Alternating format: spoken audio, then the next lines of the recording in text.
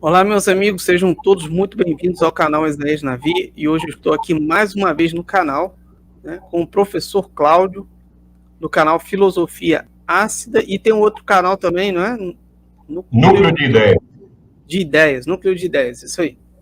E mais uma vez refutando o Roberto Scur aqui, respondendo a ele a respeito de vários questionamentos que o Roberto Scur faz, mas ele finge que não escuta as respostas do professor Cláudio. Então ele combinou comigo de fazer essa live, iríamos fazer ontem, mas não deu, então estamos fazendo hoje aqui para vocês. E seja bem-vindo aí, Marcos Carvalho, vamos ver quem está aqui, Marlan, seja bem-vindo, Marcelo Artissoni, tá aí minha esposa Silvana Ribeiro, cientista da Terra Plana, Profeta Messias, seja muito bem-vindo, Lucas Emerick, e o povo vai chegando, Carlos Maia Júnior, Nunes. Vai deixando seu boa noite, deixe o seu like, tá? Sejam todos muito bem-vindos. É contigo, é com o senhor a palavra aí. Cláudio, pode falar? Muito obrigado, Isaías, por me receber novamente. Uma boa noite a todos. Sim. Então, primeira coisa, hoje o Scur falou que eu não mostrei dados sobre o tsunami de 2004. Existem livros inteiros de 500 páginas sobre o tsunami de 2004 e especificamente na Antártida eu já mostrei muita coisa a esse respeito. Eu vou falar de novo, porque ele se faz de surdo. Então, acho que o meu canal ele não assiste, tem muita coisa lá falando do tsunami de 2004. O problema é o seguinte, sobre tsunamis existe uma modelagem matemática. Então, essa modelagem, é com ela que se sabe quanto tempo vai demorar para um tsunami chegar em determinado lugar, com qual força ele vai chegar. Então, essencialmente, é propagação de energia que se considera, é considerado também a cadeias montanhosas que tem no fundo do mar, a batimetria, tudo isso é considerado para se analisar o tsunami, né? De que forma ele vai chegar, onde, quando. Então, no globo, ele foi até o Atlântico Norte, enfim, em todos os mares houve dados do tsunami, inclusive no Brasil, de 2004, eu entrei em contato com a Marinha Brasileira várias vezes, troquei vários e-mails com a Marinha, e esses dados estão disponíveis. Não vou perder tempo, eu tenho que fazer um e-mail bastante formal para a Marinha para conseguir esses dados. Não é assim que se consegue, então eu tenho que dizer por que eu vou usar esses dados, onde vou usar tudo isso, eu tenho que, mas troquei vários e-mails com o pessoal da Marinha, porque esse tsunami de 2004, ele, em Cabo Frio, por exemplo, houve alteração no nível do mar, e em outros lugares também. Chegou até o Nordeste brasileiro, continuou pelo Atlântico Norte, houve medidas em alguns lugares da costa brasileira. Então, o que eu preciso falar também, e que tem uma certa urgência, é a forma como tudo isso é tratado, né? A gente percebe que tudo é muito abstrato, né? Então, a coisa tem que ser mais no dia a dia, mais concreta. Como é que a gente pode fazer isso? Não vamos dizer debate, né?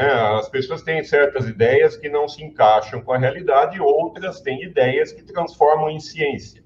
Então, são coisas completamente diferentes. Um grupo tem opiniões e outro grupo faz ciência. É completamente diferente. Então, a gente pode pensar de uma forma mais concreta numa compra e venda de um produto. Então, as pessoas se acham muito espertas na hora de comprar um produto. Eu gostaria de perguntar a todo terraplanista que está me assistindo, você compraria a ideia da Terra plana? Você compraria a ideia da densidade invertida? Porque informação e ideia também é um bem de consumo. Você vai usar aquilo para alguma coisa. Aquilo vai fazer parte da sua vida. Então, é um produto, a Terra plana, que não tem nenhuma especificação, que não tem nenhuma qualidade, que não tem nenhum teste. É como você comprar um carro que nunca foi testado. Aliás, um carro sem motor, né? Porque não leva a lugar nenhum. Então, pensem nessa discussão de uma forma mais concreta, como se fosse um bem de consumo mesmo. Então, você compraria essa ideia, né? Você usaria na sua vida de uma forma prática? Porque, veja, a gente fica explicando, os terraplanistas nunca fazem nada além de colocar defeito no outro modelo. É como se eu fosse vender o meu produto e ao invés de eu fazer propaganda do meu produto, o que eu faço? Eu ponho defeito no outro. Eu fico pondo defeito no outro produto, aí o outro produto explica, não tem esse defeito aqui. Está aqui explicado e tal. Enquanto isso, o cara esconde o produto dele, né? Nunca mostra o produto dele. Está aqui a Terra plana, ó, tá aqui. Está aqui a Terra plana, ela tem essas qualidades, ela explica isso, ela calcula isso, ela prevê isso. Tá? Ela tem esses dados. Não tem nada. É um produto sem nenhuma característica, sem controle de qualidade, sem absolutamente nada, sem testes. Então tem que parar de explicar para essa gente, tem que parar de dar aula, porque eles têm digamos, apesar de não ter conhecimento, não equilibra com a arrogância. Então a arrogância insuportável de um terraplanista, de qualquer um, todos que eu conheci têm uma arrogância insuportável. Então, a arrogância de todos eles não casa com o conhecimento que eles têm. Então, está na hora de começar a vender isso aqui, o produto deles. Porque esse aqui já está há muito tempo no mercado, mais de 2.000 anos, e não teve concorrente à altura ainda. Então, eles têm que mostrar que esse aqui explica melhor, calcula melhor e prevê melhor. Para começar. Então, é parar de ficar dando explicaçãozinha de detalhe que não leva a lugar nenhum.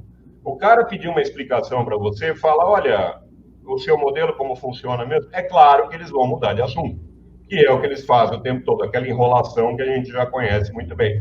Então, a maneira de salvar o conhecimento, né, dessa horda é simplesmente cobrando.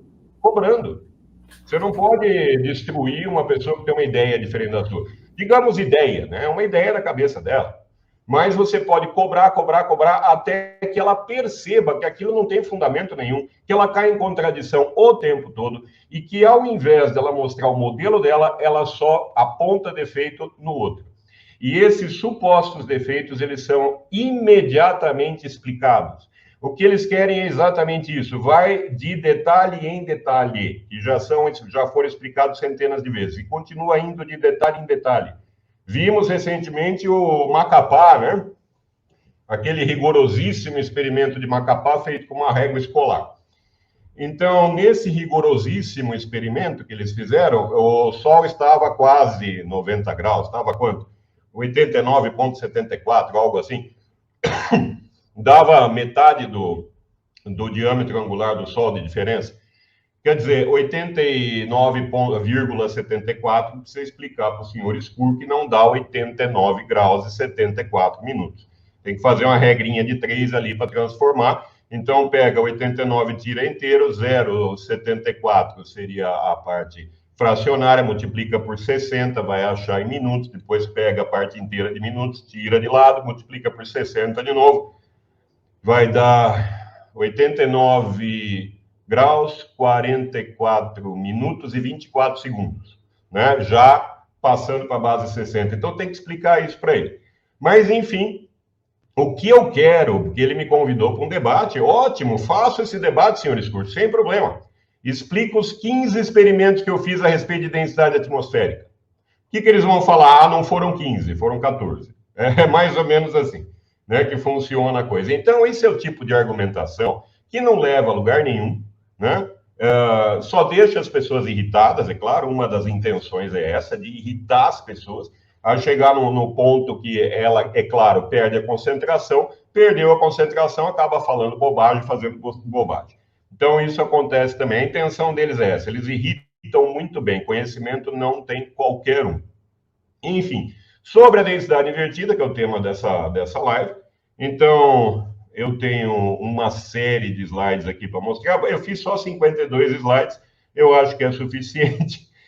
Os primeiros eu já mostrei várias vezes aqui, são sobre os experimentos, vou falar de mais algumas coisas. Então, Isaías, eu vou compartilhar aqui a minha tela para a gente já começar no assunto. A introdução era essa, para o pessoal considerar a ideia da Terra plana, ideia, tá bom, ideia tá ótimo. Considerar a ideia como um produto, um bem de consumo. E pergunte a si mesmo, você compraria a Terra plana? Você compraria a ideia da densidade invertida? Algo que não vai te levar a lugar nenhum, algo que não se garante, né? Eles prometem, mas não entregam. Nós vimos recentemente, o rapazinho lá falou que o Sol ia nascer a 45, se for a 315. Não, veja bem, eu não disse bem isso. Olha, se não entende do assunto, não abre a boca, é simples assim. É simples assim. Depois veio outro explicar, não, ele não entende nada de astronomia, não, mas ele tinha certeza. Né? Ele ia mudar os livros de história, todos os fatos estariam ali. O vídeo está pela internet para quem quiser ver. Então, saudações. Vamos lá. Deixa eu ver se eu faço a apresentação de slides grande aqui. Vamos ver se dá certo. Deu. Então, rapidamente, já falei sobre isso, os experimentos que eu fiz a respeito da densidade. O que se espera em um debate? Um debate é uma comparação de resultados. Não é ficar apontando detalhes, é uma comparação de resultados. Olha, eu tenho um resultado aqui, que resultado você tem? Simples assim, qual resultado você tem a respeito disso? Se o senhor Roberto Escur fizer um experimento numa câmara de vácuo, igual eu fiz, se ele quiser, eu mostro para ele como eu construí essa câmara de vácuo, não é nada difícil. Fiz com uma bombinha de encher pneu, aliás, de espirrar inseticida. E aí você tem, dentro da câmara de vácuo, fui tirando o ar, o que aconteceu, o volume da garrafinha amassada foi aumentando. Ou seja, se o volume aumenta, a densidade é massa sobre volume, a densidade foi diminuindo. Com a diminuição da pressão, houve a diminuição da densidade. Se ele fizer um experimento em que ocorra o contrário, nós vamos discutir. Aí eu vou discutir com todo prazer. Mas ele ficar de enrolação, mostrando detalhezinho ali de algum documento que não bate com o que ele acredita, aí não leva a lugar nenhum debater. Não tem o menor sentido um debate assim. Se ele quiser entrar aqui para me explicar, pelo menos, dos experimentos, não precisa nem mostrar o dele, para explicar, olha, eu ouço com a maior boa vontade tudo que ele tem a dizer. Tem 15 experimentos aqui para ele explicar. Então, tem esse mais simples, né, da garrafa amassada, tem a relação, essa vem da equação de Clapeyron, a relação justamente entre a pressão e a densidade é diretamente proporcional, ou seja, quanto menor um, menor o outro. Quanto menor a pressão, menor a densidade, que é o que se espera quando se eleva em atmosfera. Elevou na atmosfera, a altitude é maior, você tem uma menor pressão, logo uma menor densidade. A densidade não é invertida. Fiz o mesmo experimento com gases diferentes, usando gás carbônico, nesse caso, usando oxigênio numa maior concentração, usando hidrogênio numa maior concentração. O que mais? Fiz também o Ludião. O Ludião é um experimento bastante simples, qualquer um pode fazer. Você aperta a garrafa, a bexiga desce, mostrando que com a maior pressão você vai ter ali uma maior densidade. Fiz aqui um experimento bastante interessante, né? Esse é muito visual, inclusive, usando a técnica Schirilian de ótica. Então, à esquerda, aqui na parte vermelha, dentro da parte vermelha, dessa elipse vermelha, você tem o gás subindo, menos denso subindo, ele é menos denso que o ar. Esse gás não é o hélio vem depois. Esse aqui é simplesmente o gás aquecido de uma chama. Então, na chama da vela, o gás aquecido sobe, porque é mais leve, menos denso, e aqui o butano de um isqueiro, né? Sem acender o isqueiro, eu simplesmente apertei ali o isqueiro, sai o butano, e o butano desce, porque ele é mais denso do que o ar. Da mesma forma, no gelo seco, você tem o gás carbônico embaixo. Então, o gelo seco é o gás carbônico sólido, ele vai sublimar, vai fazer uma camada aqui de gás carbônico, essa bexiga foi cheia de ar, e ela flutua acima do gás carbônico. Um experimento muito bonito de se fazer, inclusive, muito interessante, e aqui você também vê a diferença de densidades, o mais denso embaixo, o menos denso em cima. Aí o senhor Escur falou o seguinte, não, ocorre ali dentro da tua garrafinha, ou da do Felipe Brandão, que fez isso lá na Cordilheira dos Andes, e vai ocorrer que a massa é criada ali dentro. Isso seria para prêmio Nobel. né? Se ele provasse que a massa está sendo criada ali dentro de uma garrafa fechada, isso seria um prêmio Nobel. Então, para provar que isso não acontecia, eu fiz o mesmo experimento, só que com uma bexiga, que eu tinha controle sobre o volume dela, e também duas balanças, uma dentro da câmara de vácuo e outra do lado de fora. Não aconteceu nenhum aumento significativo de massa. Houve uma pequena flutuação da balança, mas pelo cálculo você teria que ter o dobro de massa, porque eu cheguei no dobro de volume, diminuindo a pressão. São experimentos, essencialmente, que podem ser feitos em casa, né? Você não precisa montar um acelerador de partículas para fazer. Por que os terraplanistas não fazem esse experimento que vai sair igualzinho o meu, né? Provando o contrário do que eles acreditam? Aqui também, esse experimento é bastante intuitivo, uma observação, na verdade, você está aqui dentro da elipse vermelha, fiz uma balança de elástico, coloquei massas diferentes de chumbo, que tem a mesma densidade, e a balança desceu de formas diferentes. Ou seja, a gravidade não, a força com que objetos são puxados para baixo, que a gente chama de força da gravidade, ela é relacionada com a massa e não com a densidade do objeto, como os terraplanistas dizem. Um experimento bastante simples, que não foi explicado até agora. Outro experimento, que faço questão do senhor Skur me explicar também. Densidade atmosférica e efeito corona. Então, o efeito corona é justamente a ionização do nitrogênio que ocorre aqui por causa da avalanche de Townsend, expliquei isso no vídeo, mas ela é muito mais facilitada, essa ionização do nitrogênio, em altas altitudes, em grandes altitudes. Aí, tirei dentro da câmara de vácuo, mostrei que a faísca aqui, o efeito corona ocorre com muito melhor quando eu tiro o ar, que é justamente o que acontece no ambiente externo, em montanhas, por exemplo. Qual o problema disso? Isso aqui, o problema é um prejuízo de bilhões de dólares ao ano. Nos Estados Unidos, são bilhões e bilhões de dólares que eles gastam com o efeito corona. Isso provoca desgaste do material, perda de energia na rede elétrica. E acontece justamente por conta da menor densidade do ar em grandes altitudes. Da mesma forma, componentes eletrônicos, transformadores, eles aquecem muito em grandes altitudes, justamente porque a densidade do ar é menor, tem menos material em volta de um transformador, por exemplo, para dissipar o calor. Então, o calor vai acabar danificando o equipamento. É isso que acontece, é isso que eu mostrei nesse experimento, colocando uma lâmpada dentro da câmara de vácuo, o bulbo da lâmpada preso ao sensor do termômetro do multímetro. E mostrei que a temperatura aumenta conforme eu vou tirando o ar. Existe uma vastíssima bibliografia sobre isso. Então, isso é testado o tempo todo, porque, de novo, é uma questão de bem de consumo. Dinheiro. Dinheiro. As pessoas não brincam com dinheiro. As pessoas não pensam assim, nossa, nós estamos gastando 80 bilhões de dólares em equipamentos queimados, será que a densidade é invertida? É por isso que nós estamos gastando 80 bilhões? Acho que a densidade é invertida, por isso que está dando errado esses transformadores aí. Não. Os transformadores, eles têm que ser todos recalculados para grandes altitudes, por conta da menor densidade. Então, é uma questão bastante prática também. Aí fiz a refração no gradiente de densidade padrão seguindo a curvatura, uma coisa que não havia sido feita. Muita gente fez o experimento do laser no aquário e eu pus justamente no fundo do aquário uma curvatura para mostrar o que acontece com o Sol, por exemplo. O que acontece com mais frequência no pôr e nascer do Sol é haver um achatamento do que a gente vê, justamente por conta da densidade ser padrão, da densidade ser maior embaixo e menor em cima, há esse desvio da luz por conta da refração.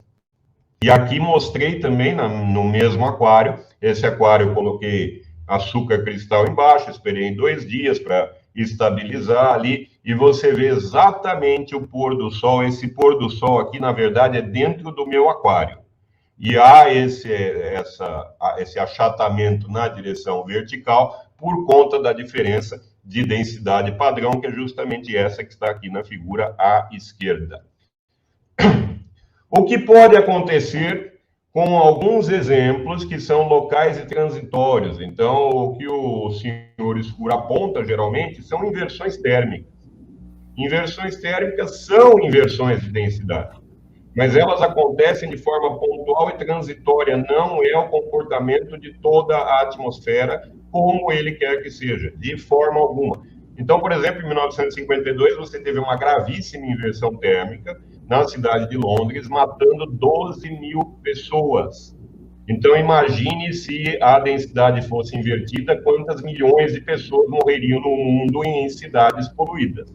Porque o ar quente não subiria, levando consigo poluentes, ficaria embaixo, o ar frio por cima, o mais denso, e toda aquela poluição ficaria presa. Como não acontece das cidades mais poluídas do mundo terem milhões de mortos por causa disso todos os dias, provavelmente a densidade não é invertida. Então, aqui eu espero que os terraplanistas façam sobre a refração atmosférica, assim como tantas outras coisas que não fizeram ainda, façam uma modelagem matemática, nem que seja muito simples. Então, a atmosfera se comporta dessa forma, tem pressão, tem volume, temperatura, número de mols do médio ali, e a refração vai acontecer assim, assim por causa disso. Pronto, uma modelagem matemática simples. Não fazem. Aí fica muito complicado debater qualquer coisa, porque debate é comparação de resultados e eles não têm resultado algum. Então fica bastante difícil, né? Ficar apontando detalhes no outro modelo não vai resolver o problema deles, de forma alguma. Detalhes que são imediatamente resolvidos e esclarecidos, o tempo todo. Nunca vi passar nada. Mas quando eles falam de algum problema, a gente o tempo todo está lá pesquisando, explicando detalhadamente. O que as pessoas têm que entender é que não dá para explicar mais, tem que cobrar. Tem que cobrar todo tipo de explicação agora. Nós estamos há anos explicando as mesmas coisas com todos os métodos possíveis, com todos os dados possíveis. Cada detalhe foi explicado, cada avistamento, cada miragem, tudo foi explicado, tudo. Aconteceu lá no lago, não sei das quantas, tá lá, coloca no modelo, mostra, olha, tá de acordo com o modelo. Aconteceu a miragem, tá explicado também. Agora está na hora deles explicarem como é o comportamento do Sol, da Lua, das estrelas, né? Porque não bate nada com coisa nenhuma no modelo da Terra plana.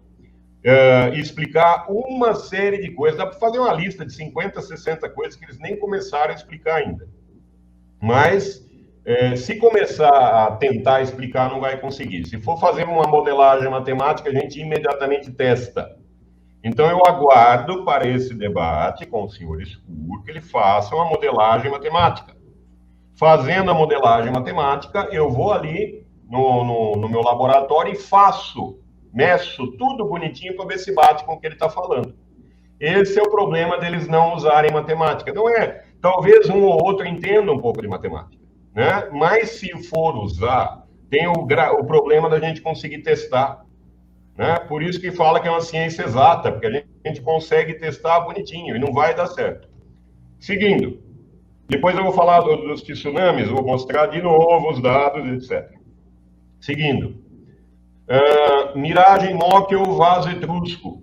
Essa é uma miragem muito rara de acontecer e também acontece quando ocorre uma inversão térmica, que seria também uma densidade invertida. Mas veja, essa densidade é invertida em camadas ali. A partir de um determinado momento, a densidade volta a ser o normal. Naquele ponto, houve uma inversão térmica que provocou uma inversão de densidade e a refração é diferente. Tanto que vaso etrusco é uma miragem raríssima de ser observada. Tem que ter condições específicas. À esquerda, o vaso etrusco, uma miragem do Sol, ou miragem MOC, e à direita, a que eu fiz em casa. Como que eu fiz em casa essa miragem? Eu pus uma lâmpada atrás, representando o Sol, né? E a hora que eu acendi a lâmpada, na parte da frente havia duas caixas de acrílico em que eu fui intercalando água e querosene. Aí eu formei a MOC miragem que está aí. Então, são fenômenos raros, transitórios, né? E não indicam uma densidade invertida, indicam apenas uma inversão térmica em determinados pontos. Nada além disso. Se fosse assim, veja, aqui eu tenho a famosa miragem que o senhor Escuro tanto fala também, né? Aqui, o Cláudio, o João Máximo disse, segundo o SCOR, ocorre todo o tempo. João Máximo, segundo ele, essa miragem aqui da estrada ocorre todo o tempo também, todo o tempo. Mas veja, repare que a esquerda e a direita da estrada não está acontecendo miragem. Então, se toda a superfície do planeta fosse feita de asfalto quente, eu até iria pensar no caso do escuro. Falar, olha, realmente, nossa, eu tenho ali asfalto quente na superfície toda do planeta, então é possível que a densidade seja invertida. Mas, se nós pensarmos bem, com carinho, a gente vai perceber que a quantidade de estradas ela é menor do que a quantidade de superfície do planeta em área. E ainda, a quantidade de asfalto quente é menor ainda. Então, isso acontece em raríssimas vezes. E veja, são camadas aqui na estrada. Então, você tem a mais quente, menos densa embaixo, a mais fria, mais densa em cima, mas alguns metros depois já volta ao normal. É só ali naquele ponto que está acontecendo uma inversão térmica. Então, essa é a famosa falácia da generalização, é pegar 2 ou 3 pontos, alguns casos pontuais, transitórios, e transformar num padrão. Então, o padrão não é esse. Além disso, se a densidade fosse invertida, não haveria formação de nuvens. Porque, veja, o gás mais quente, ele sobe, aí ele esfria, quando chega em cima, ele desce, né? O mais denso vai para baixo, o menos denso vai para cima. Justamente essas correntes de convecções que formam as nuvens, inclusive aquela cumulus nimbus, que é uma nuvem muito perigosa para a aviação.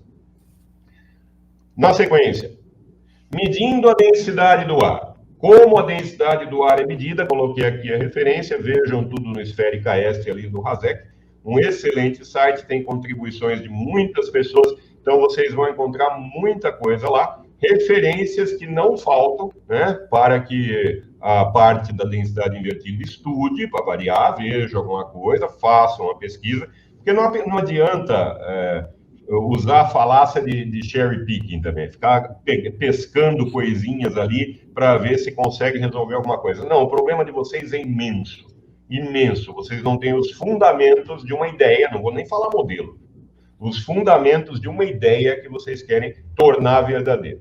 Então, medindo a densidade do ar, o ar úmido tem a determinação da densidade, tem vários aparelhos que fazem isso. Você tem também o método de artefatos de flutuação de ar, eles têm a mesma massa, mas têm volumes bastante diferentes, então, com esse método, você também consegue medir a densidade do ar. Tem o método da refratometria, quer dizer, usando a própria refração do ar, você vai medir a densidade dele. Como são feitas, então, as aquisições de amostras atmosféricas? Então, o método mais simples de coleta de amostras é pegar um recipiente no qual foi feito o vácuo, aí você sobe numa determinada altura que você quer, abre o recipiente, vai haver um equilíbrio ali, fecha o recipiente, como o Felipe Brandão fez com a garrafinha lá, ele foi subiu o Himalaia de bicicleta, subiu a Cordilheira dos Andes ali, de bicicleta, abriu a garrafinha, fechou de novo e trouxe para baixo. Mesma coisa é feita o tempo todo para colher amostras de atmosfera. Tem outros métodos, é claro, tem dezenas de métodos para estudar a densidade atmosférica. Então, não adianta ir ali no Standard, né? O Standard Atmosphere, achar uma frasezinha ou outra, tirar do contexto e querer que aquilo seja um problema, se não mediu nada. Então, quais são as medidas que os terraplanistas mostraram? Quais são as amostras que eles têm? Por que as amostras que eles não têm são melhores que as milhares de amostras que foram coletadas até hoje? É isso que eu gostaria de saber. Por que a informação que eles não têm é melhor do que toda a informação que nós temos? Então, essa é uma das maneiras de coletar amostras. Tem aqui embaixo em branco, nessa caixa branca, a referência a respeito, se alguém quiser consultar. Então, essa é uma das formas de tirar a amostra. Aqui você tem balões e foguetes também, balões e foguetes. Falando nisso, eu preciso falar dos foguetes, já vou falar já. Então, há os modernos métodos de amostragem de ar. Ali você consegue saber qual é a proporção de cada um dos gases, quanto tem de oxigênio, nitrogênio, gás carbônico, gases nocivos, inclusive. Tudo é coletado e analisado. Milhares de vezes. Então, todos esses métodos que vocês estão lendo aí são métodos modernos. Antigamente, o que se fazia? Tinha o tubo Pitot, né? O tubo Pitot tem, em aviões, tem o tubo Pitot, que é para, através de uma diferença de pressão, você consegue saber a densidade, a velocidade do ar também. Então, outra maneira de medir a densidade é através da pressão e da velocidade do ar, elas estão relacionadas também. Isso que faz com o tubo Pitot. E esses foguetes, o que era feito é que esses foguetes, eles lançavam granadas na atmosfera, pequenos artefatos explosivos, e aí em solo eles tinham todo tipo de microfone. Gente, isso é 1950 e pouco, 60 e pouco, até 76, que foi a última atualização do Standard Atmosphere. Então, usavam esse método, que é um método acústico, quer dizer, explode a granada ali e com a chegada do som você consegue saber o que e como está a atmosfera. Era assim que era feito. Hoje tem todos esses métodos que vocês estão lendo aí, que são muito mais precisos. Abaixo você tem, inclusive, a referência a respeito. Então, veja que a densidade, ela vai... Conforme você sobe em altitude, a densidade diminui, assim como a pressão diminui. A temperatura já é bem mais complicada de se analisar ao longo da atmosfera, ela faz esse zigue-zague aqui, né? Conforme passa da troposfera, estratosfera, etc. Mas a densidade vai diminuir com o aumento da altitude e a pressão também. A massa da atmosfera da Terra, então, é distribuída. A quantidade de matéria ali que você tem na atmosfera, 50% está abaixo de 5,5 km, 90% abaixo de 16. Gente, então, depois de 16 quilômetros, você começa a ter cada vez menos material ali, átomos, até que chega em 100 quilômetros, não tem quase nada mais. Depois de 100 quilômetros, que é chamada linha de Kármán, já não tem quase nada de átomos ali da nossa atmosfera. Então, a densidade, ela vai diminuindo cada vez mais, até chegar em quase nada. Então, diversos projetos com o propósito de determinar a composição química e a distribuição do perfil vertical atmosférico foram colocados em prática ao longo das décadas, utilizando-se de métodos diretos, com sensores e coletores embarcados em balões atmosféricos, aeronaves e foguetes. Então, isso é medido o tempo todo. Pergunto novamente, quais amostras os terraplanistas têm para a gente comparar? Que amostras eles pegaram da atmosfera e analisaram? Para medir pelo menos a densidade, né? Pega aqui, vai numa montanha. Gente, não precisa gastar milhões de dólares para fazer isso. Não precisa. O Felipe Brandão fez com uma garrafinha uma balança de precisão ali, custa R$40 a balança. Né? Comprei 3 para fazer experimentos aqui. Então, não é nada de milhões de dólares. Pega a garrafinha, faz a coleta do ar lá em cima e desce e vê a diferença. É bastante simples. Por que não fazem? Porque bate com o que a gente já mostrou várias vezes. Então, isso é medido constantemente. Tem o projeto do Standard Atmosphere, que já falei. Vamos ver a localização de bases. Deixa eu passar para o... Que é uma coisa que o senhor Spur falou também. Justamente as localidades. Tá aí, Isaías. Então, num cálculo muito rápido, foi dito que, né, ele viu ali no mapa e tal, não sei exatamente o que ele fez, mas que haveria bases que estavam no meio do mar. Realmente, isso seria um problema. Nossa, erraram na informação ali, o que aconteceu? O que aconteceu foi que ele pegou as coordenadas aproximadas. E se pegar as coordenadas aproximadas, vai parar realmente lá no milharal, né? Vai parar no meio do mar, vai acontecer realmente isso. Então, tem que se pegar as coordenadas exatas dessas instalações, que são bases de lançamento de foguetes, esses pequenos foguetes que estudam a atmosfera. Veja, a de Natal está aqui, não está no meio do mar. A de Natal está aqui, veja a aproximação. Eles colocaram 6 graus aqui, mas na verdade é 5,92. Isso faz bastante diferença no mapa. né? Então, 35 graus, na verdade, é 35,16, que não são 35 graus e 16 minutos. Juro, mano, não são. Na sequência, você tem essa outra base, está aqui, ela existe, não está no meio do mar.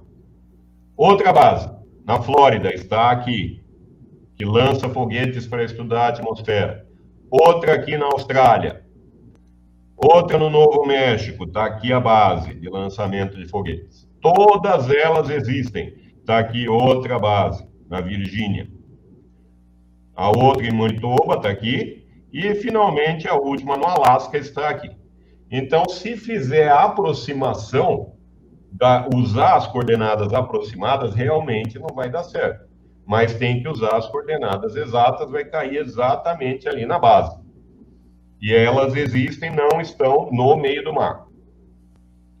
Além do projeto Standard Atmosphere, você tem o projeto IAGOS Caribic, que funcionou durante bastante tempo. O Caribic, ele agora já foi descontinuado, mas o projeto IAGOS continua. Esse projeto IAGOS, ele usa para estudar a atmosfera, ele usa justamente aviões comerciais.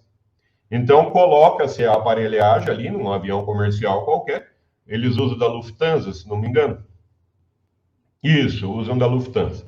Então, os aviões da Lufthansa, eles colocam ali a aparelhagem. Mais de 550 voos foram feitos e concluídos com sucesso, usando a aparelhagem em aviões. Então, é outra maneira de se estudar a densidade atmosférica. Estuda-se a atmosfera, de forma geral, também pelo projeto IAGOS, não só o Standard Atmosphere, que a última atualização foi em 76, se não me engano. Então, tem novos e mais modernos métodos de estudo da atmosfera. E esses são os voos aí do projeto Caribic, IAGOS Caribic. A Aeronet também, todos esses quadrados vermelhos são estações em terra que usam radiômetros espectrais solares para saber como é o comportamento da atmosfera, qual é a composição, densidade, etc., usando estações em terra e propriedades da luz, a luz do Sol.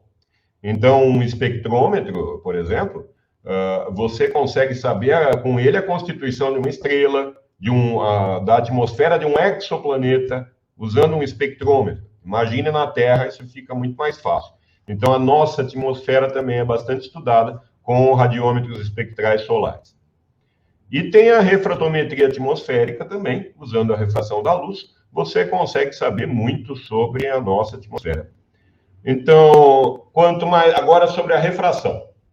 Quanto mais próximo do horizonte, é claro que você vai ter uma maior refração para um observador, porque você tem mais camadas, você tem mais atmosfera para a luz passar do que no zênite. Então, veja aqui, no zênite, Z' igual a Z, não há uma diferença da posição do objeto e da sua imagem. Conforme ele vai aumentando esse ângulo, vai diminuindo, esse ângulo de 90 graus até próximo da horizontal, você tem uma refração maior. E aqui, no H, seria o nascer e o pôr do sol, tem que passar por uma maior quantidade de atmosfera, então vai ter uma refração maior. O primeiro que estudou esse fenômeno, ou ao menos que usou uma técnica para estudar, foi Tycho Brahe.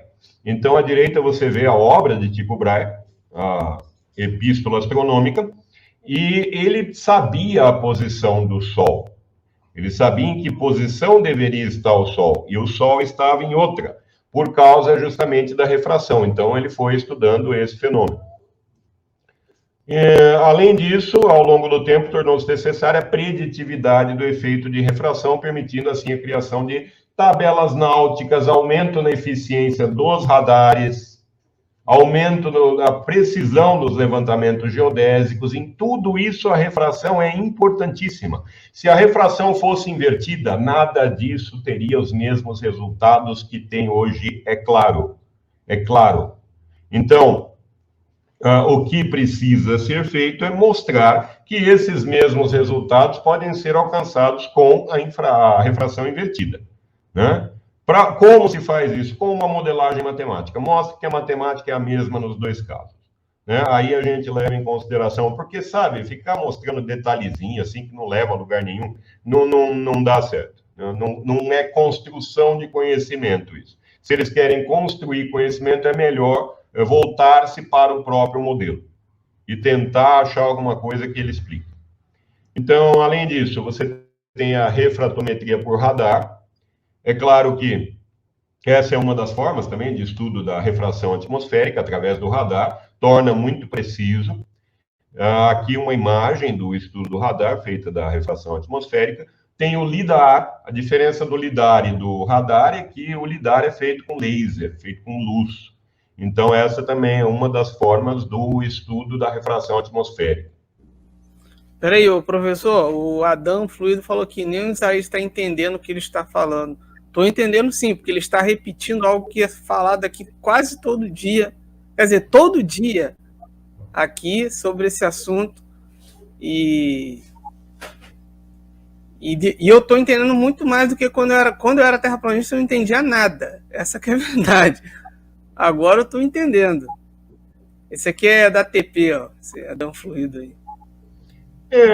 Adam, precisa de uma certa escolaridade para entender as coisas. Eu recomendo que você comece por um curso técnico, né? Aí você, com o tempo, né, vai conseguindo entender melhor as coisas. Continuando, então, você tem o LIDAR, o radar, tudo isso para estudo da refração. Então, não basta dizer, olha, a refração é invertida, é por isso que as coisas somem no horizonte. Isso não tem o menor sentido, o menor cabimento. Não tem o menor sentido. Então, se quer fazer algo, o navio some no horizonte porque a refração é invertida. Na verdade, a parte de baixo dele sumiu.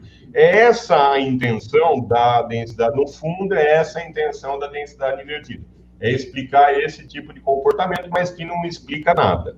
E mesmo se fosse assim, não explicou o resto que a Terra plana não explicou ainda. Isso aí, professor, essa LIDAR ou LIDAR atmosférico, isso foi falado aqui ontem na live, quando o Cidade dos Anjos negou que haveria método de medição de refração. Ele negou que fosse possível medir, né? Aí o índice de refração atmosférico e coletar dados como, quer dizer, ignorância pura, né? Não, as pessoas, quando elas desconhecem alguma coisa, elas acham que não existe. Então, o terraplanista tem muito isso. Eles vivem dentro da própria cabeça e ainda ficam presos dentro da própria cabeça. Eles baseiam as suas novas opiniões nas suas antigas opiniões. Quer dizer, não sai do lugar. É a cobra mordendo o próprio rabo o tempo todo. A opinião dele não tem nenhum acréscimo de nada. Eles não aprendem nada e não esquecem nada, né? Ou seja, eles não saem do lugar. Eles não saem de lá. Esse é um dos grandes problemas de todo tipo de fanatismo, né? A pessoa não consegue aprender nada. Então, veja, você tem muitas maneiras de medir a refração atmosférica. Você tem o radar, você tem o LIDAR. O LIDAR é usando laser, né? Rede de radiosondas também. A rede de radiosondas, usando o balão meteorológico, também é usada para medir a refração atmosférica. Então, seria interessante que a parte contrária provasse, isso eu nunca vi na Terra plana também, nunca vi. Pegasse, por exemplo, um artigo qualquer a respeito do assunto, lesse primeiro, né? Seria interessante, e depois falasse, olha, a técnica está incorreta. A técnica está incorreta aqui, e o método está incorreto aqui, nesse ponto, e a tomada de dados está incorreta aqui. Então, falar simplesmente, não, isso não vale, olha a coisa mais fácil que tem. Isso aí é coisa de criança, de 5 anos. Deixa eu ver o Walter José o que está falando. Uma dúvida, o gelo seco tem uma temperatura de menos 78, logo pouca energia cinética. Se eu esquentar esse gelo seco, ele continuará abaixo? Se sobe, isso não prova que o mais denso está em si? Não é o gelo seco que sobe. O que sobe é o gás carbônico. Então, o gelo seco, ele sublima, né? Sublimando, ele vira gás carbônico. E o gás carbônico, lembre daqueles shows de rock, por exemplo, Walter José. Lembre daqueles shows de rock, aquela névoa que sai assim, aquilo é gelo seco. sublimado, né? E repare que a névoa vai sempre para o chão. Essa névoa ela não sobe, ela vai em direção ao chão, porque o gás carbônico ele é mais denso que o ar, então ele desce, justamente por isso. É claro, esse é um comportamento muito comum observado nos fluidos, né? O mais denso embaixo, o menos denso em cima. Você tem mais na atmosfera, você tem o menos denso em cima, da mesma forma, o mais denso embaixo. Acontece que disse que haveria um comportamento diferente para os gases do que há para os líquidos. Então, tanto no líquido quanto nos gases, você tem o mais denso embaixo e o menos denso em cima. Mostrado, inclusive, pelo gelo seco aí que você está falando. O próprio gelo seco mostra isso. Aquela névoa que você vê em shows é justamente o gás carbônico. Continuando. Você tem, então, aqui é das radiossondas. Você tem também as radiossondas para medir isso, que ficam em balões meteorológicos, e 1940, mais ou menos, você tinha quase que exclusivamente na Índia e nos Estados Unidos as estações terrestres para a radiossonda. Mas hoje você já tem isso no mundo todo, são milhares, acho que são 2.700, cadê? Não me lembro exatamente o número. Mas a rede de radiossondas, ela é imensa. E também com essa rede de radiossondas você consegue várias medidas, né? Então, altitude, pressão, temperatura, umidade relativa, leituras até de raios cósmicos você consegue através das radiossondas. Assim, 2.700 estações distribuídas pela Terra. E quais são os efeitos da refração? Então, nós vimos as várias maneiras de medir a atmosfera, de colher amostras, a refração também, como ela é medida por radar, lidar. E quais são esses efeitos? Na balística, por exemplo, você tem efeito da refração. Então, quando um projétil vai atingir o alvo, tem que ser estudada a refração também, né, para acertar esse alvo. No radar, você tem também esse efeito da refração. Então, assim como a luz, as ondas do radar, elas também vão sofrer a refração. Tudo isso tem que ser calculado quando você vai detectar um objeto através do radar. É claro que você não vai pegar um bloquinho e um lápis e começar a calcular, né, gente? Isso aí é tudo automatizado, né? Tudo computadorizado. Então, qual é a refração local? É mais ou menos essa, vai pegar padrão, não vai, tá chovendo, não tá. E aí você tem o objeto em determinada posição, o radar já vai te dar a posição certinha. Então, há aí uma diferença de 10% em média. Esse é um dos efeitos da refração também no radar. E a fotogrametria. Fotogrametria, gente, é quando você, através de uma fotografia, simplesmente uma fotografia, você consegue ter as medidas de distâncias. Então, você pega uma fotografia, você sabe que a distância entre dois prédios naquela fotografia é de, sei lá, 50 metros, por exemplo. Isso é fotogrametria. E a fotogrametria também tem influência, assim como qualquer observação óptica, vai ter influência da refração. Isso precisa ser ajustado. Gente, veja aqui é um avião. Onde está a câmera é um avião. Imagina a fotogrametria aérea, então. E você tem um objeto aqui à direita no solo. Se a densidade fosse invertida, não seria observado dessa forma, é claro. É claro. Se a densidade fosse invertida, isso não seria observado dessa maneira como é. Você teria o raio refratado, e ao invés de se afastar da normal, ele iria se aproximar da normal. Porque eu estou indo em direção ao mais denso, mas na verdade não. O que acontece é que você está indo em direção ao menos denso, quando você sobe. Então, o objeto que está aqui à direita, né, do pé ali da vertical ligada ao avião, ele vai parecer que está mais acima do que está. E isso tem que fazer uma correção, e é justamente por conta da atmosfera padrão, da densidade atmosférica padrão, que se faz a correção certa e bate exatamente com o que é observado. Então, o que é ciência? É você se aproximar o máximo possível, tanto na explicação, no cálculo e na previsão, da realidade, daquilo que é observado. Não vi nada disso na Terra plana. Se eu visse que o modelo é melhor do que o atual, eu seria o primeiro a defender. Juro que eu seria o primeiro a defender. Se eu visse, não, olha, isso aqui é melhor, né? Calcula melhor, explica melhor e prevê melhor. Nossa, o que nós estamos fazendo aqui então? Vamos passar para lá. Mas não é assim, não explica nada, não prevê nada, não calcula nada. Isso não é modelo, é opinião. Nada além disso. Fatores de influência na refração. É uma grande postagem, um estudo que o Vector fez, está lá no Esférica Est. Está aí o link para isso. Está lá demonstrado por A mais B, toda a referência, deve ter, sei lá, 30 itens de bibliografia que o Vector colocou. A pressão influencia muito mais no índice de refração do que a temperatura ou a umidade do ar. A pressão é um fator fundamental de influência na refração. Então, realmente, conforme você aumenta em altitude, você vai ter menor densidade e menos refração, como é esperado. Deixa eu ver o que é isso. Modelo atmosférico. Não, isso não precisa. Isso seria para explicar exatamente o que é o Standard Atmosphere. Eu explicaria exatamente o que é o Standard Atmosphere se houvesse um debate, né? Mas acho que não vai haver necessidade.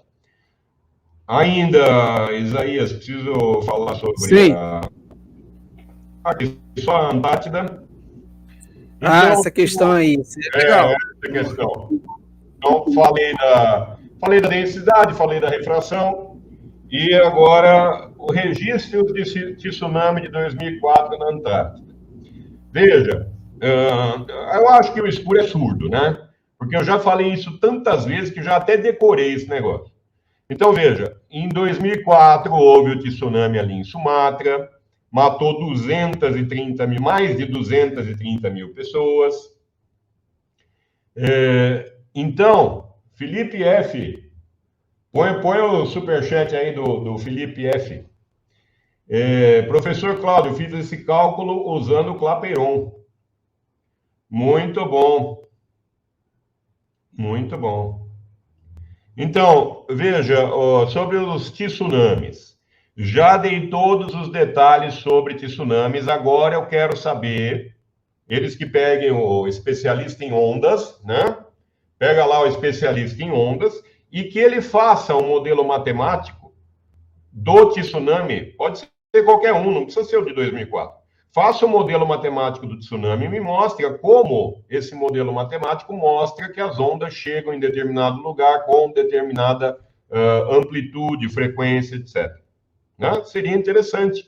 Então, não basta ficar cobrando detalhezinhos do modelo dos outros, o modelo que dá certo, inclusive. Essa modelagem de tsunami, depois de 2004, houve uma avalanche de estudos em cima disso. Por quê? Porque a ciência quer evitar que ocorra mais 250 mil mortes. Por isso. Então, se houver uma previsão de tsunamis com, por exemplo, 3 dias de antecedência, preveu-se um tsunami, você consegue esvaziar a orla de uma cidade, né? Você consegue tirar as pessoas dali, de toda uma região. 3 dias antes conseguiu prever. Mas é dificílimo, porque a grande, imensa maioria dos tsunamis, eles provêm de um terremoto, né? Uma subducção, por exemplo, de placas tectônicas, algo assim, ocorre e você tem o tsunami por conta de um terremoto. Esse de 2004 foi 9,1, se não me engano. 9,1. Eu acho que maior que esse foi o de 1960, no Chile, de 9,5. Então, 9,1 na escala Richter é absurdo. É uma energia imensa.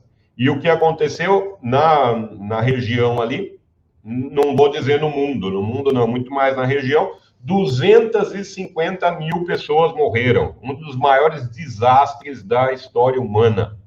É claro que a ciência estuda isso sem parar para que não aconteça de novo. Então, você tem modelagens matemáticas cada vez mais precisas.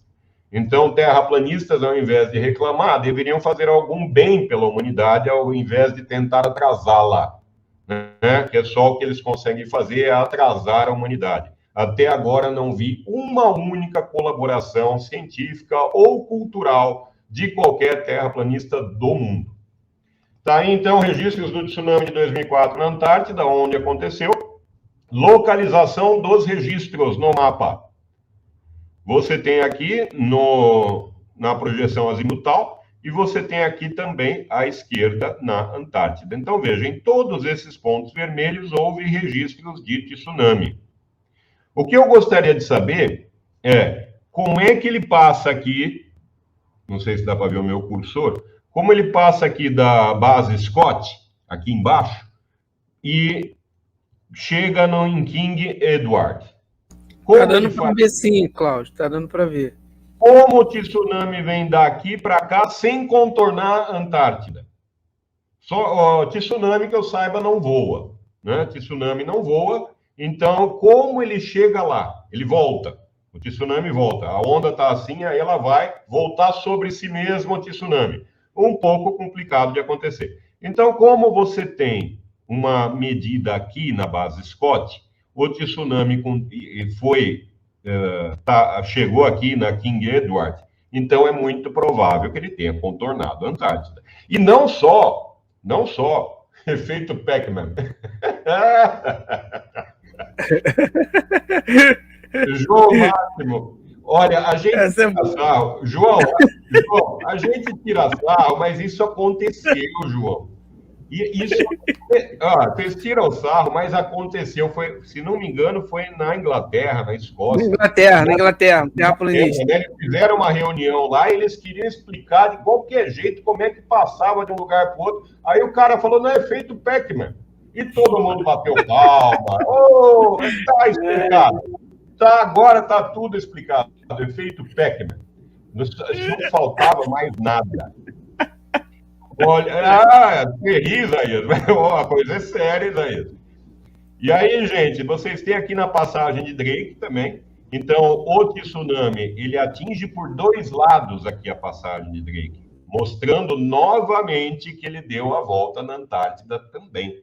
Então, pelos dois lados, tanto pelo Atlântico quanto pelo Pacífico, ele chega aqui na passagem de Drake. Tudo isso registrado, né? Então, veja, o que eu queria saber é como esse tsunami, ele conseguiria contornar a Antártida na Terra plana. Não adianta falar, olha, falta um marégrafo ali, hein? Tem que ter um marégrafo a cada 10 metros, tem que ter uma estação a cada 20 metros, né? Vão gastar bilhões de dólares só porque o senhor Spur quer, né? Então, tem que ter ali outra estação para medir o tsunami. Não, hoje, é claro, existem muito mais...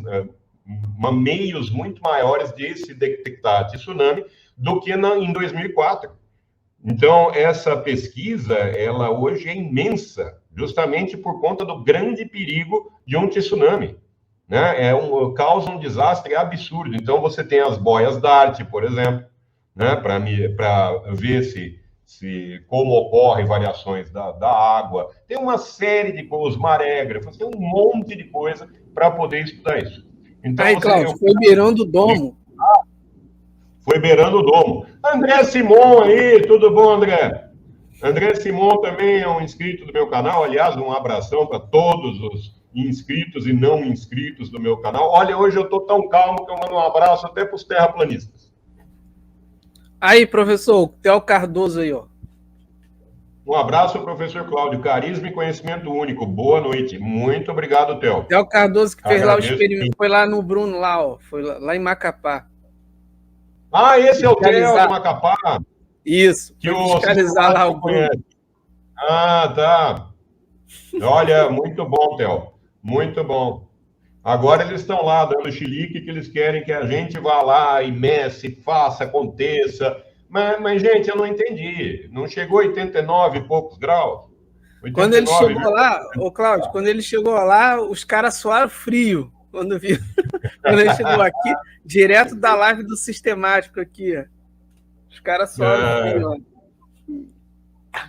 ó. Muito obrigado, Theo. Agradeço muito. Muito bom você ter ido ver as coisas lá. Parece que eles compraram uma reguinha de papelaria para acompanhar o. Não colocaram Parece a reguinha no mar assim isso, para dizer que está voando? E o cartão de. Arrumaram os cartões de crédito. Isso. É bom que tem alguma coisa dentro do cartão. É, bom, Não, o Adi fala que eles passaram vergonha no débito e no crédito. e no crédito, é verdade. É verdade. Boa essa. Passaram vergonha no crédito. É, eu não entendo. Eles falaram, não, vai dar 45, 315, deu 89, quase 90. Não, a Terra é plana, certeza. Então, olha, agora é certeza, não tem mais o que discutir. Ah, faça-me o favor, né, gente? Só cai nessa história quem quer. É aquela história, você compraria a ideia da Terra plana? Ela está valendo alguma coisa? Você imagine que fosse um produto. Eu acho que os terraplanistas têm que fazer isso. O Adam Fluido, tá? Imagine que é um produto, você compraria por quê? Que vantagem você tem nisso? Né? É um negócio que não tem cálculo nenhum, não O tem produto é explicação. falar mal dos outros produtos. O produto. Então, a propaganda deles é falar mal dos outros, só isso. Quando você tem um produto, você enaltece o seu produto, mostrando as qualidades, mostrando que ele é mais eficiente. Né? Você tem um carro, aí você vai vender um carro. Não, esse carro é melhor que o outro por causa disso, daquilo. Já é uma propaganda que não é muito ética. Essa propaganda de comparação, ela pode ser feita, mas ela tem várias restrições, a propaganda de comparação. Então, você não pode dizer, olha, o meu produto é melhor que aquele. Não, você pode enaltecer todas as qualidades do seu, mas no meio da propaganda é considerado antiético fazer isso, de ficar apontando coisas do outro produto. Então, o que faz é enaltecer o próprio, né? As comparações, elas têm regulamentos para poder fazer comparação entre produtos. Então, considere a Terra plana ou a densidade invertida como um produto, um bem de consumo. Você compraria isso? Por quê? Por que você compraria isso? Se não te dá nenhuma vantagem que o outro produto dá. Que está aí, você consegue, inclusive, as bobinas eólicas, né? A eletricidade gerada pelo vento, aquilo tudo é calculado de acordo com a densidade. Vários testes de aviões e foguetes é necessário o cálculo da densidade. Nada disso daria certo se a densidade fosse invertida, é tão simples. E aí você tem no tsunami, então, várias estações aqui na Antártida que mediram, e na passagem de Drake também. Eu não sei se eu espero um pouco para o terraplanista copiar ou se eles podem pausar o vídeo depois para ver as referências. Então, tem aí todas as referências. Senhor Spurk é surdo, né? Talvez ele veja, pelo menos. Então, estão aí todas as referências, na passagem de Drake, em todas as estações. Pode entrar nesses PDFs e consultar o registro do tsunami. Eu acredito que se ele chegou ali embaixo, digamos assim, da Antártida e continuou até o estreito, ele não ia voltar sobre si mesmo. Sendo assim, ele deu a volta na Antártida. Ah, mas ele pode dar a volta na Antártida pelo outro modelo também? Ó, ele pode pegar toda a costa da Antártida aqui na Terra plana também. Sim, pode, tem razão. Pode também. Na mesma velocidade, no mesmo tempo? Chegando nos mesmos lugares? Mostre isso para mim. Mostre que ele chegaria. Velocidade média de um tsunami ali, 820 km por hora, né? É mais que um jato, às vezes. Chega a 1.000 km por hora a velocidade de um tsunami. Né? O tempo que ele demorou, isso tudo foi marcado, tem dados de tudo isso. Então, o tempo que ele demorou para chegar em cada lugar é possível numa Terra plana? Se assim fosse, que tamanho seria essa Terra plana para isso acontecer? Né? Teria que ser minúscula para poder fazer isso no mesmo tempo. Como eles não têm nem o tamanho da Terra plana, fica difícil. Por isso que é difícil um debate. Porque um debate não é simplesmente uma troca de ideias, mas é uma comparação de resultados. Olha, eu tenho esse resultado, qual você tem? Ah, não tenho nenhum. Ah, então fica difícil, né? Você vai criticar o meu, mas você não tem nenhum para mostrar? Como é que eu vou saber que o seu está certo? É basicamente isso. Então, até hoje, não se viu um único resultado desse pessoal. Está aí as várias estações, então, com as respectivas coordenadas, onde elas ficam, na Antártida, estação de Casey, todas elas. De novo, está aqui todas as referências. Estou mostrando as referências que tem todos os dados do tsunami que passou por essas estações e chegou no Estreito de Drake. Chegando no Estreito de Drake, ele deu a volta na Antártida. Simples assim. Tá aí.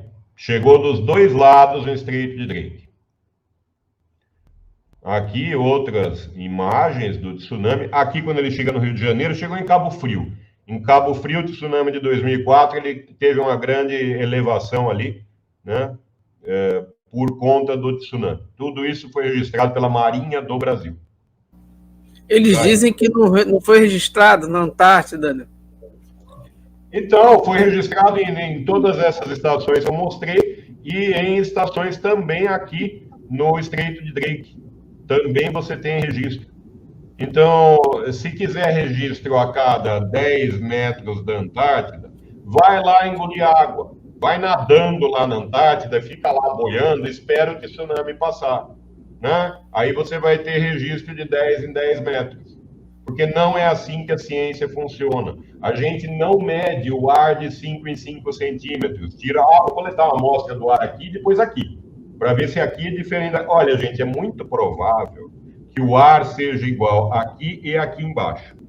10 centímetros de diferença. Assim como é muito provável, e pela modelagem matemática, que quando um tsunami passa por determinada estação com certas características, ele vai continuar com determinadas características. Porque o pessoal sabe tudo sobre a salinidade da água, sabe sobre a batimetria, ou seja, o que acontece no fundo do oceano, se tem cadeia de montanha ou se não tem, que o tsunami vai seguir cadeias de montanhas submarinas, né? Tem tudo isso. Ele vai desviar em certos lugares, eles sabem de tudo isso. E tudo isso está na modelagem. Né? Então, ao invés de colocar defeito que não existe em outro modelo, promova o seu. Promova o seu modelo. Né? Pega aí, explica um único tsunami de acordo com esse modelo aqui. Explica um único tsunami de acordo com esse modelo. Olha, se houver um terremoto na escala Richter de 9, por exemplo, sei lá, escolhe um ponto qualquer que fique mais fácil para vocês. Aqui na África, se tiver aqui embaixo, vai acontecer tal coisa. Ah, por que vai acontecer? Porque está aqui o modelo que eu fiz. Está aqui a modelagem matemática que eu fiz. E vai acontecer isso. Então, a pessoa que entende de física dos oceanos, né, vai saber tudo o que vai acontecer ali. É simples assim. Né? Na verdade, gente, é algo extremamente complexo. O estudo de tsunamis, o estudo da atmosfera, o grande problema é que eles querem que as coisas sejam simples, mas não são. Você olhar o mar plano não quer dizer que a Terra é plana. Você consegue ver alguns quilômetros de mar só, e você é ínfimo perto da Terra. Você é insignificante comparado à Terra. Comparado a qualquer... Não seja insignificante comparado a qualquer coisa. Seja insignificante só quando comparado com a Terra. Né?